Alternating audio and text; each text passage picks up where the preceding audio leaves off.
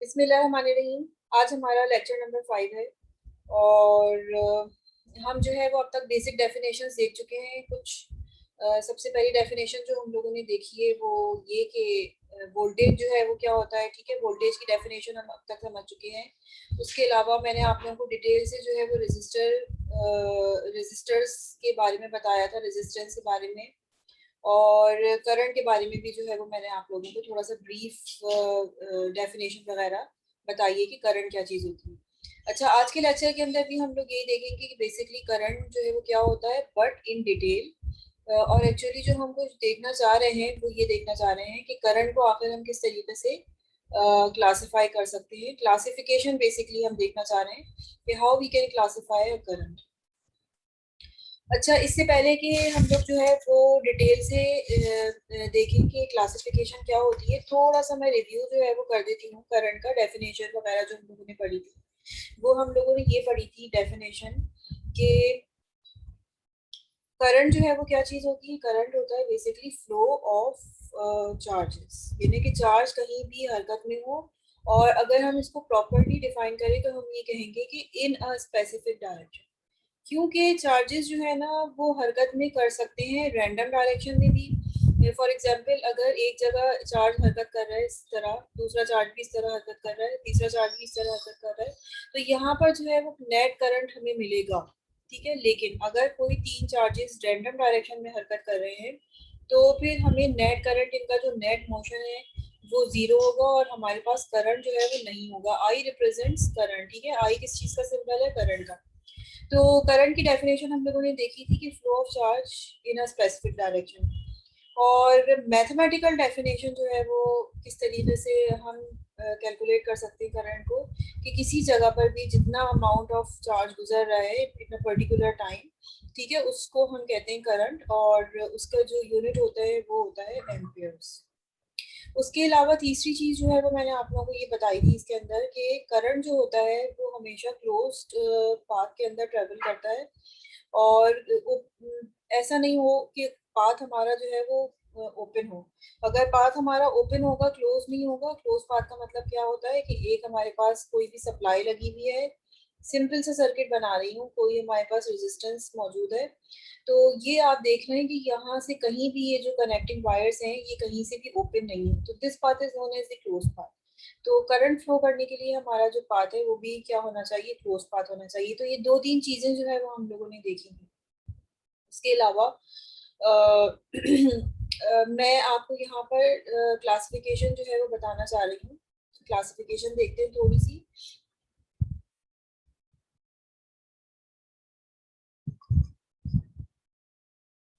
अच्छा, अब हमारे पास क्या होता है कि किसी भी जगह, फॉर एग्जांपल मेरे पास एक चार्ज मौजूद है, जैसे ये है। तो बहुत सारे चार्जेस हैं, लेट सपोज बहुत सारे चार्जेस हैं, और कोई कंडक्टर मौजूद है हमारे पास। उस कंडक्टर के अंदर ये मूव कर रहे हैं। ये कंडक्टर जो है ये बहुत बड़ा है, यानी कि यहाँ से लेके यहाँ तक बहुत बड़ा सा कंडक्टर है, लेट सपोज। और ये चार्जेस जो है वो मूव कर रहे हैं, ये सारे के सारे चार्जेस हरकत करते हुए इस एंड से ये इस एंड बी तक पहुंच गए। और ये कंडक्टर आप देख रहे हैं कि ये एक रॉड है बेसिकली। ये रॉड है और चार्जेस जो है वो हरकत करते हुए एक एंड ए से दूसरे एंड बी तक जा रहे हैं। तो ये जो चार्जेस यहाँ पर हरकत कर रहे हैं और फ्लो भी कर रहे हैं, ठीक है, एक सर्टेन डायरेक्शन के अंदर, तो क्या हम कह सकते हैं कि यहाँ पर जो है वो करंट मौजूद है? यस, जहाँ भी चार्जेस हरकत करेंगे एक स्पेसिफिक डायरेक्शन के अंदर, रैंडम मोशन उनका अगर नहीं है, तो हम कह सकते हैं कि देयर इज अ करंट। लेकिन यहाँ पर एक और तरफ बात है कि ये जो पाथ है ये क्लोज नहीं है, ये एक रॉड है, यानी यहाँ से शुरू हुई और यहाँ पर ये रॉड खत्म हो। तो ये जो करंट यहाँ पर प्रोड्यूस होगा ये क्या कहलाता है? ये कहलाता है ट्रांजाइंट करंट। ट्रांजाइंट करंट का मतलब ये होता है कि current which exist for very short interval of time, which exist for very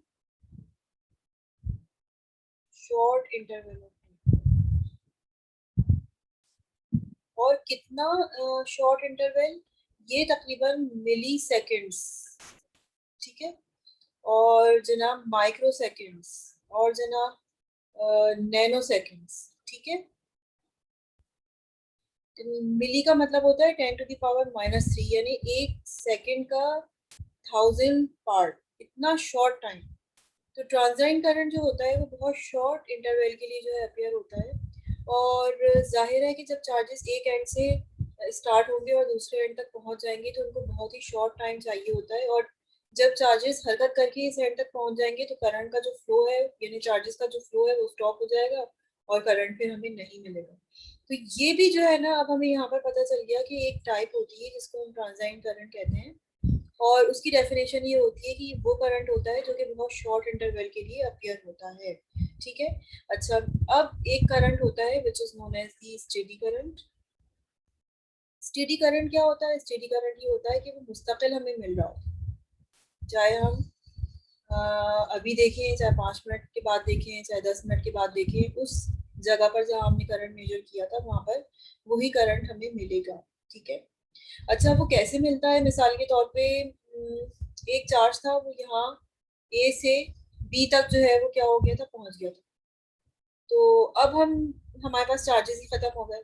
दूसरा दूसरा चार्ज, तीसरा चार्ज, चौथा चार्ज, 5 6 चार्जेस थे ना हमारे पास। तो एक एक करके सारे चार्जेस जो है वो हमारे पॉइंट ए से पॉइंट बी तक अगर पहुंच जाएंगे तो फिर हमारे पास चार्जेस ही खत्म हो जाएंगे। तो हम क्या करते हैं कि हम एक ऐसा सिस्टम बनाते हैं कि चार्जेस हमारे कंटिन्यूस फ्लो कर सके। मिसाल के तौर पे ये हम लगा देते हैं बैटरी की सप्लाई, और ये पॉजिटिव है, ठीक है, ये नेगेटिव है। तो चार्जेस जो है पॉजिटिव से निकलना शुरू होते हैं और इस रेजिस्टर के अक्रॉस गुजरते हैं और फिर वापस आ जाते हैं इसके अंदर। फिर ये जो बैटरी का इंटरनल केमिकल रिएक्शन होता है उसकी मदद से दोबारा से वही चार्जेस यहाँ पर सेकेंड टाइम हरकत करते हैं और दोबारा से वो अपना राउंड कंप्लीट कर लेते हैं। तो होता यही है कि जो चार्जेस हमारे पास यहाँ से निकले थे इस पॉजिटिव टर्मिनल के अंदर से, जो चार्जेस इजेक्ट हुए थे, इलेक्ट्रॉन्स इजेक्ट हुए थे, वो जब पूरा चक्कर लगाकर जब नेगेटिव टर्मिनल तक पहुंच जाएंगे तो फिर तो हमारे पास और चार्जेस अवेलेबल नहीं है। ठीक है। तो फिर वही चार्जेस जो है वो मजीद क्या होगा कि वो वहां पर पहुंच जाएंगे इंटरनल रिएक्शन के जरिए पॉजिटिव टर्मिनल तक, और फिर वो इलेक्ट्रॉन्स जो है वो यहाँ से इजेक्ट होके फिर पॉजिटिव टर्मिनल पे हमें मिलना शुरू हो जाएंगे। तो एक तरह से ये जो है वो चार्जेस मुस्तकिल हम फ्लो करवा रहे हैं, उन्हीं चार्जेस को मुस्तकिल हम फ्लो करवा रहे हैं जो हमारे पास एक जगह मौजूद है। नए चार्जेस हम यहाँ पर क्रिएट नहीं कर रहे हैं। तो इस तरह से हमें जो है वो क्या मिलता है, स्टेडी करंट मिलता है। स्टेडी करंट कैसा करंट होता है? Which exist for long time. ठीक है। Steady current which exist for long time. और स्टेडी करंट को हम यूनिफॉर्म करंट भी कहते हैं। यूनिफॉर्म करंट, जैसे मिसाल के तौर पे अगर किसी सर्किट के अंदर आपको करंट की मिकदार मिल रही है 2 एम्पियर्स लेट सपोज, तो थोड़ी देर के बाद, 4 सेकेंड के बाद, 1 मिनट के बाद, 10 मिनट के बाद वही करंट आपको सर्किट के अंदर मिलेगा। तो this is known as the steady current. ठीक है। जो कि आपको मिलता है फॉर अ लॉन्ग टाइम। और किस तरह से मिलता है ये स्टेडी करंट? स्टेडी करंट हमें मिलता है हमेशा क्लोज लूप के अंदर, ताकि हम बार बार उसी को सर्कुलेट करवा सकें, उन्हीं चार्जेस को सर्कुलेट करवा सकें। ये जो इलेक्ट्रॉन की सप्लाई आ रही होती है ये ना सिर्फ बैटरी के टर्मिनल से आ रही होती है, बल्कि ये जो मेटल होता है उसके अंदर भी इलेक्ट्रॉन्स मौजूद होते हैं। लेकिन कहने का मकसद ये है कि जब इलेक्ट्रॉन्स एक पूरा चक्कर लगाकर यहाँ पर पहुंच जाएंगे तो फिर नए इलेक्ट्रॉन्स तो फिर सारे के सारे यहाँ पर आकर जमा हो गए। ठीक है। फिर नए इलेक्ट्रॉन्स कहाँ से आएंगे जो मूव करेंगे, और फिर हमें करंट कहाँ से मिलेगा? तो जो भी करंट मिल रहा है हमें, जो उन इलेक्ट्रॉन्स की वजह से मिल रहा है जो कि इस कंडक्टर के अंदर मौजूद है और जो इस पॉजिटिव टर्मिनल से निकल रहे हैं, वो सारे के सारे इलेक्ट्रॉन्स चक्कर पूरा कंप्लीट करके नेगेटिव टर्मिनल के ऊपर आ जाते हैं। और नेगेटिव टर्मिनल पे आने के बाद फिर ये जो बैटरी का केमिकल रिएक्शन है वो इनको वापस जो है वो पुश अप कर देता है इस पॉजिटिव टर्मिनल पे। तो बेसिकली बैटरी जो है वो एक पंप की तरह काम कर रही है। It is like a pump. Okay. तो यहाँ पर हमें पता चल गया कि बेसिकली करंट जो है वो क्या चीज़ होती है। करंट जो होता है वो एक स्पेसिफिक डायरेक्शन के अंदर चार्ज मूव करना। मैथमेटिकली हम करंट को इस तरह से निकालते हैं। करंट हमेशा क्लोज पाथ के अंदर मूव करता है, लेकिन ये हमेशा ऐसा सही नहीं है। करंट जो है वो किसी ओपन पाथ के अंदर मूव कर सकता है, लेकिन सिर्फ उसी वक्त तक हमें करंट मिलेगा, एक बहुत शॉर्ट इंटरवल ऑफ टाइम के लिए, जब तक चार्जेस एक जगह से दूसरी जगह हरकत कर रहे हैं। अगर रैंडम डायरेक्शन होगी तो हमें चार्जेस की, अगर डायरेक्शन मोशन रैंडम होगी तो हमें करंट नहीं मिलेगा। तो एक क्लासिफिकेशन हो गई करंट की, क्या, ट्रांजाइंट करंट जो कि बहुत शॉर्ट टाइम के लिए हमें मिलता है, और एक हो गया स्टेडी करंट जो कि हमें बहुत लॉन्ग टाइम के लिए मिलता है। तो सबसे पहली क्लासिफिकेशन जो हम लोगों ने पढ़ी है, नंबर 1 क्लासिफिकेशन को हमने यही पढ़ी है कि current are of two types. एक तो हमारे पास हो गया ट्रांजाइंट करंट और दूसरा हमारे पास हो गया steady current.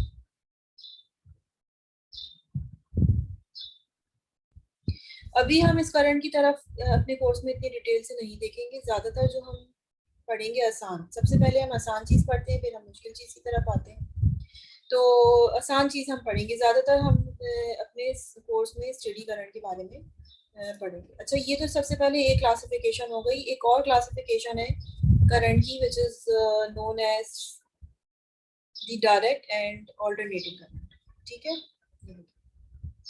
Direct and alternating current. तो अब इसकी सबसे पहले डेफिनेशन देख लेते हैं कि ये एक और दूसरी क्लासिफिकेशन हम पढ़ रहे हैं तो क्या है। ऑल्टरनेटिंग करंट क्या होता है, इसको हम शॉर्ट फॉर्म में एसी कहते हैं। Is a type of electrical current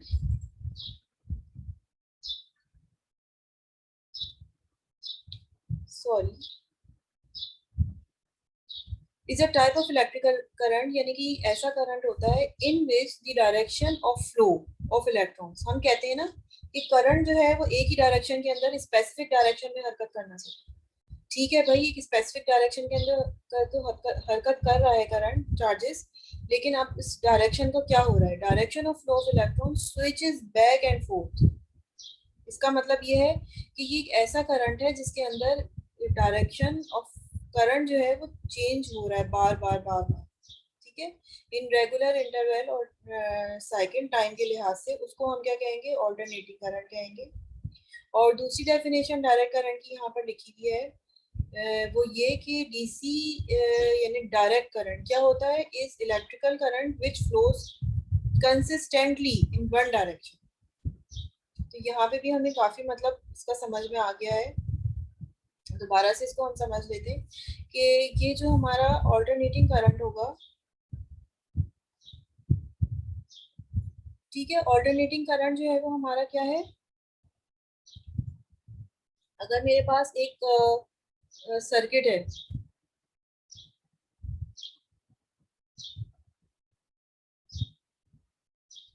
और एक ये सर्किट,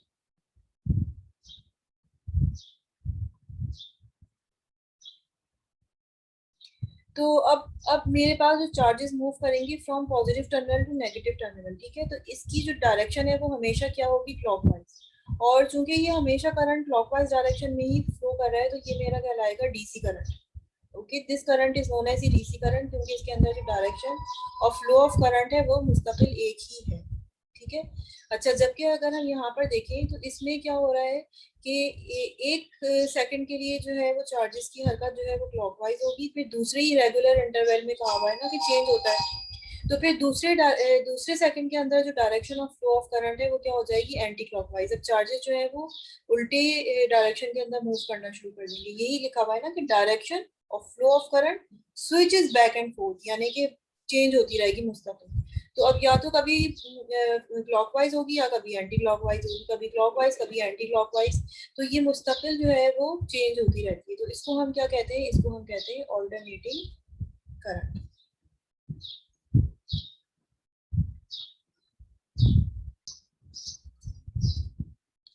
तो यहाँ पर जो है वो हमें डेफिनेशन जो है वो क्लियर हो गई कि what is the definition of direct current and alternating current. तो हम करंट को दो तरह से क्लासिफाई कर सकते हैं। एक तो मैंने आप लोगों को बताया पिछला कि हम या तो करंट को जो है क्लासिफाई करेंगे अकॉर्डिंग टू टाइम, या अकॉर्डिंग टू ये जो क्लासिफिकेशन है ये किस लिहाज से, कि ये टाइम के लिहाज से, ठीक है, कि कितनी देर के लिए जो है वो करंट अपियर हो रहा है। ये बहुत शॉर्ट इंटरवल के लिए होता है और ये मुस्तकिल अपियर होता है। अच्छा, और ये वाली जो डेफिनेशन है करंट की, ये है अकॉर्डिंग टू डायरेक्शन। ये जो क्लासिफिकेशन है,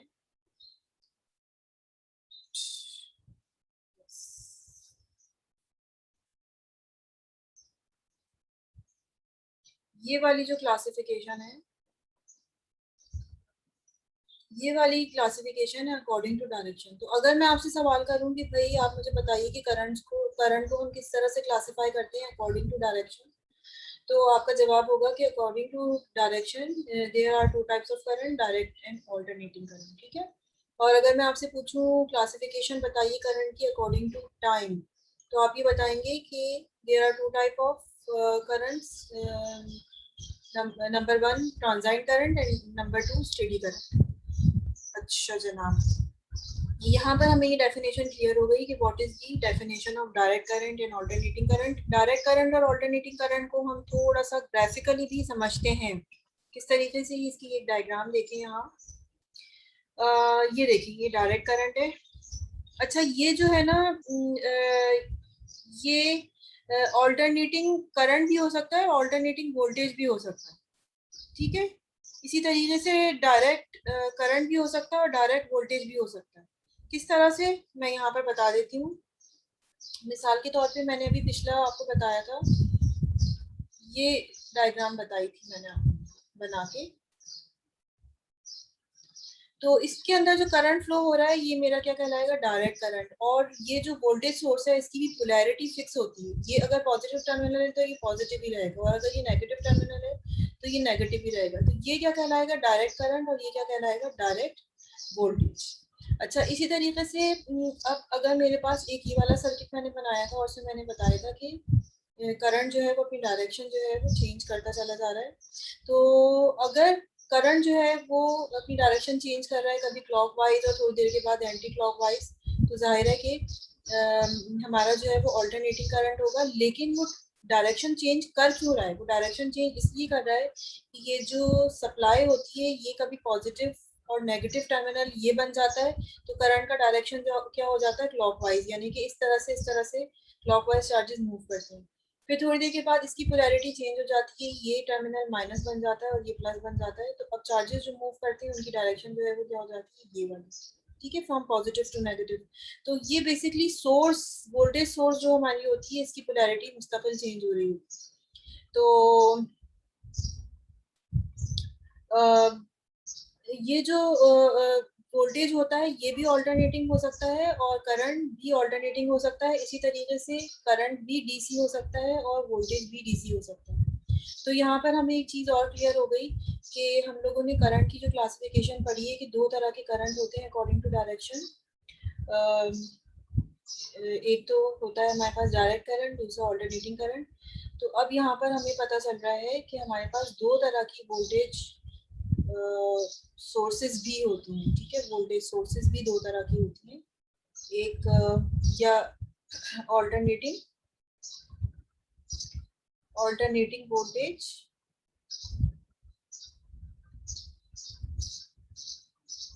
और एक डायरेक्ट वोल्टेज। इसको हम डीसी भी कहते हैं, direct, sorry, direct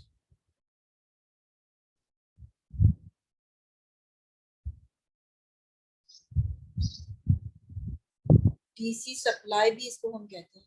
DC supply क्यों कहते हैं, क्योंकि जब हम ये वाली सप्लाई लगाते हैं तो इससे हमें डायरेक्ट करंट मिलता है, तो that's why this is known as the direct supply.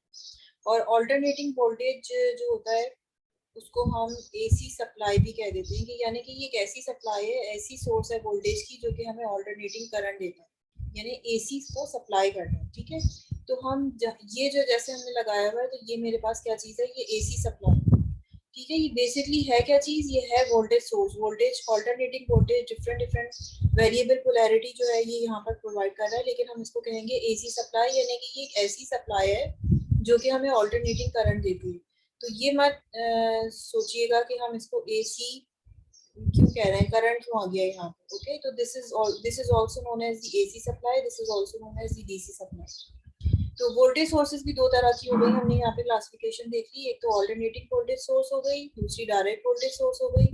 Direct voltage source को हम डीसी सप्लाई भी कहते हैं, क्योंकि डायरेक्ट वोल्टेज सोर्स जिस तरह का करंट हमें देती है वो डायरेक्ट करंट होता है, और ऑल्टरनेटिंग वोल्टेज सोर्स हमें जिस तरह का करंट देती है वो ऑल्टरनेटिंग करंट होता है। ठीक है। अच्छा, अब सिंबल इसके मैंने आप लोगों को बता दिए कि this is the DC source. ये जो बड़ी सी यहाँ पर बल्कि मैं लिख देती हूँ कि डीसी सप्लाई का जो सिंबल होता है ये होता है। ठीक है, प्लस टर्मिनल, एक माइनस छोटा टर्मिनल होता है। और एसी सप्लाई का जो सिंबल होता है वो होता है जनाब ये। ठीक। अच्छा, इसी तरीके से DC supply, sorry, direct current source का जो सिंबल होता है वो होता है ये। ठीक है। और ऑल्टरनेटिंग करंट सोर्स का जो सिंबल होता है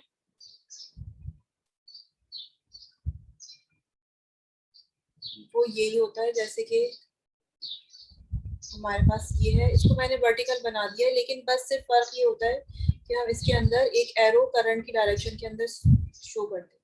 ये किसका है? पावर सप्लाई, मतलब वोल्टेज सप्लाई का सिंबल है ये, कि ऑल्टरनेटिंग वोल्टेज सप्लाई।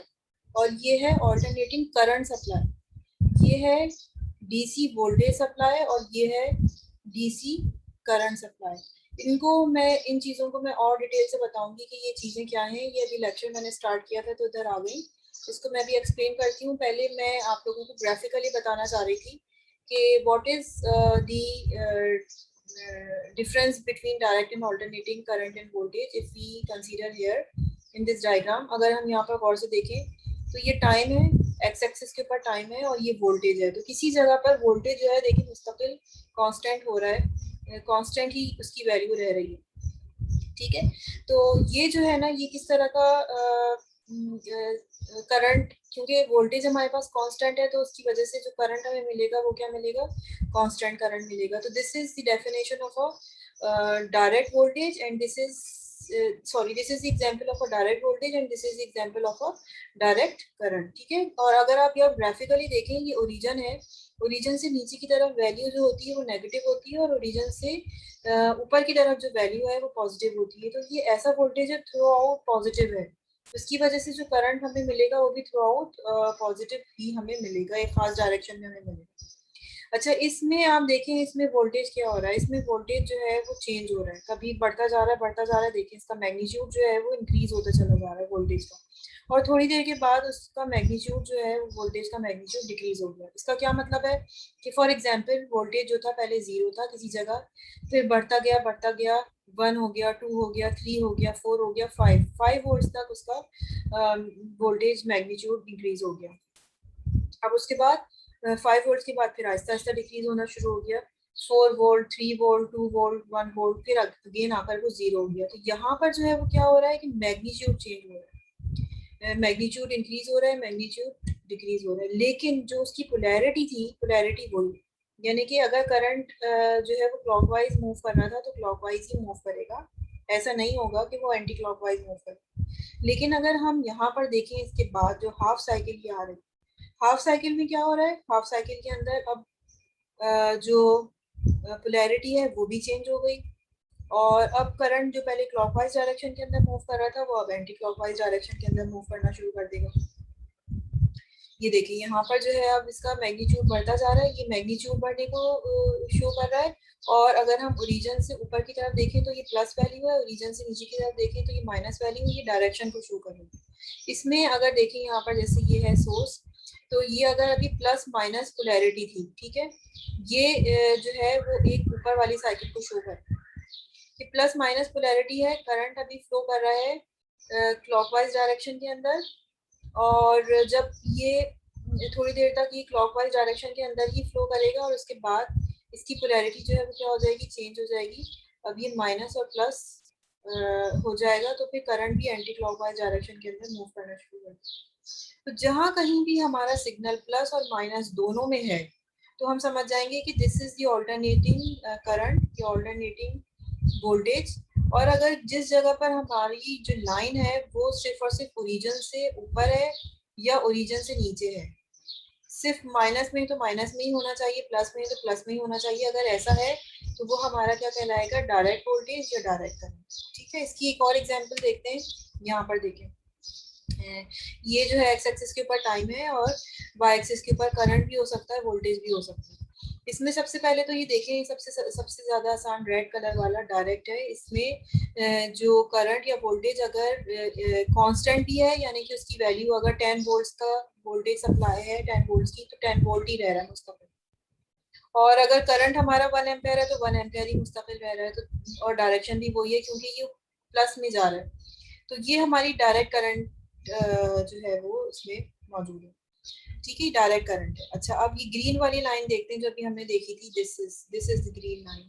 तो ये ग्रीन लाइन के अंदर हमें देखें लिखा हुआ है green is the alternating. Alternating क्यों कह रहे हैं इसको? ऑल्टरनेटिंग इसलिए कह रहे हैं कि ये ग्रीन लाइन जो है इसमें हाफ साइकिल जो है पॉजिटिव है और हाफ साइकिल नेगेटिव है। इसका मतलब क्या है कि ये हमारा जो करंट है ये जो है डायरेक्शन चेंज कर रहा है पॉजिटिव नेगेटिव में। ये this is known as the alternating current. Okay, अच्छा ये वाला ब्लू वाली लाइन देखें। ब्लू वाली लाइन जो है वो सिर्फ पॉजिटिव डायरेक्शन के अंदर है। देखने में तो ये भी हमें साइन वेव की तरह ही लग रही है, लेकिन एक्चुअल में अगर हम इसको गौर से देखें तो this is just a variable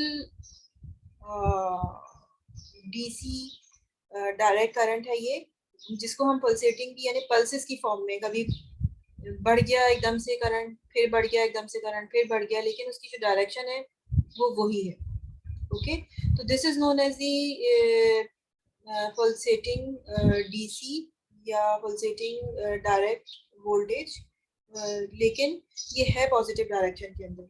अच्छा, और ये वाला एक ग्राफ शो किया हुआ है ग्रे कलर में, ये भी वेरिएबल है। जब तक इस टाइम तक था तो ये जो था ये वेरिएबल डीसी था, ठीक है। उसके बाद थोड़ी देर के बाद इसकी डायरेक्शन चेंज हो गई, तो इसके बारे में हम कुछ ठीक से नहीं बता सकते कि इसका बिहेवियर क्या है। अगर हम इसको पूरी, क्योंकि ये पॉजिटिव में भी जा रहा है नेगेटिव में भी जा रहा है, तो हम इसको कह सकते हैं कि ये एसी ही है। ठीक है, ये क्योंकि ये पॉजिटिव में है और ये नेगेटिव में भी है तो ये एसी ही है, लेकिन ये बहुत रैंडम फ्लक्चुएशन भी हो रही है, कभी बढ़ रहा है कभी कम हो रहा है, इसके बारे में हम कुछ नहीं बता सकते। तो this is a variable AC. ये जो है एक बहुत रेगुलर मैनर के साथ में इंक्रीज और डिक्रीज हो रहा है, तो this is also an AC but proper AC. ठीक है, साइन वेव है या ट्रायंगुलर वेव है या स्क्वायर वेव है, तो वो प्रॉपर चेंजिंग उसमें होती है, खास पैटर्न होता है, खास इंटरवल होता है। इसमें जो इंटरवल है वो बिल्कुल एब्रप्ट सा है। तो इस तरह के करंट को अभी हम नहीं देखेंगे। सबसे ज़्यादा आसान जो है वो ये वाला करंट है, और सबसे ज़्यादा आसान चीज़ें ही हम जो है वो पहले देखते हैं और फिर उसके बाद हम जो है वो मुश्किल देखते हैं। अच्छा, यहाँ पर मैंने आप लोगों को बताया था कि दो तरह की सोर्सेज होती है। टॉपिक दूसरा मैं बता रही हूँ, एक तो करंट और वोल्टेज सोर्स। तो यहाँ पर देखें, ये मैंने ऑल्टरनेटिंग सोर्स के बारे में बताया था कि सबसे पहले जो है ना इसकी पोलैरिटी क्या होती है, प्लस और माइनस। तो फिर हमारे पास जो ग्राफ होगा वो किस तरह से होगा, हमारे पास जो करंट मिलेगा हमें वो पॉजिटिव साइकिल मिलेगी करंट की। ठीक है, आई को मैं बना रही हूँ विद रिस्पेक्ट टू टाइम। और अगर मैं सर्किट सर्किट में बनाऊं तो मैं इसी तरह से बता दूंगी कि मेरा करंट जो है वो क्लॉकवाइज डायरेक्शन के अंदर मूव कर रहा है। अच्छा, अब थोड़ी देर के बाद क्या हुआ कि ये नेगेटिव से पॉजिटिव हो गई, यानी कि ये वाली साइड जो है वो अब नेगेटिव हो गई और ये वाली पॉजिटिव हो गई। तो करंट अब फ्लो करना शुरू करेगा इस तरफ, from positive terminal to negative terminal. तो अब करंट की डायरेक्शन जो है वो क्या हो जाएगी, रिवर्स हो जाएगी। तो जिस जगह पर भी ऑल्टरनेटिंग वोल्टेज सोर्स होती है, करंट भी ऑल्टरनेटिंग होता है, और वो करंट कभी पॉजिटिव और कभी नेगेटिव में हमें मिलता है। ठीक है, अगर मैं आपको ग्राफ बना के बताऊं कि ये ग्राफ है, तो बताइए कि ये जो है ये कैसा करंट है, ऑल्टरनेटिंग है या फिर डायरेक्ट करंट है? तो आपकी क्या जो है वो आंसर होना चाहिए। सबसे पहले आप ये देखेंगे कि ये पॉजिटिव और नेगेटिव अगर दोनों में है तो ये जो है वो क्या हो जाएगा, ये हो जाएगा जनाब एसी। लेकिन अगर मैं इसी वेव को अगर मैं इस तरह से बना दूं,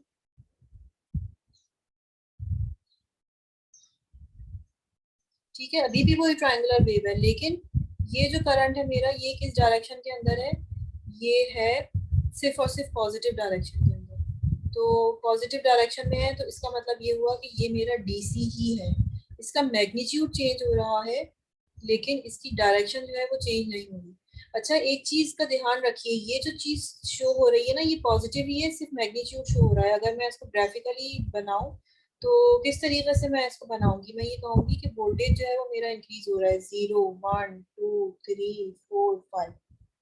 ठीक है, करंट मेरा क्या होगा, करंट मेरा इंक्रीज होगा 1 ampere 2 ampere 3 ampere 4 ampere 5 ampere.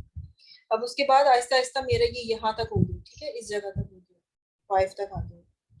अब मेरे पास क्या हुआ कि फिर वोल्टेज मेरा डिक्रीज होना शुरू शुरू हुआ, 4 3 2 1 0।